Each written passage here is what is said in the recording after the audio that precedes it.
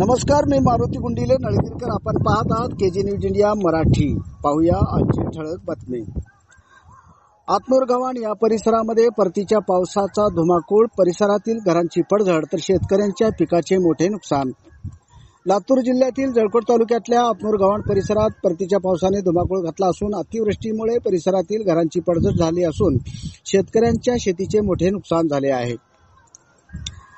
यामुळे परिसरातील शेतकरी मात्र हताश व निराश झाले असून या पावसाळ्यातल्या पावसामुळे शेतकरी मायबापास जबर फटका बसल्याचेही बोलले जात आहे.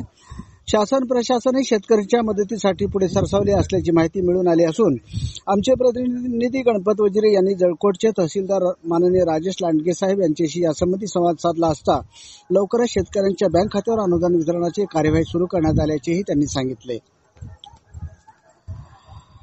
लवकरच शेतकऱ्यांच्या पदरी आर्थिक सहाय्य मिळेल अशी अपेक्षा शेतकरी मायबापाकडून व्यक्त केली जात असून या एकंदरीत अतिवृष्टीमुळे तिरू नदीला महापूर आल्याचेही नदीकाठी असलेल्या शेतकऱ्यांचेही मात्र प्रचंड नुकसान झाले आहे. तिरुका गावात लगत असलेल्या तिरू नदीवरील पूल तुटून पडल्याने उदगीर जळकोट वाहतूक पूर्ण बंद करण्यात आली आहे. तसेच अनेक घरांची पडझड झाल्याचीही वृत्त आहे. गव्हाणगावचे गोविंदराजे यांचे घर पडून नुकसान झाले असून त्यांना तात्काळ मदत होणे आवश्यक आहे असे गव्हाणच्या गावकऱ्याकडून बोलले जात आहे.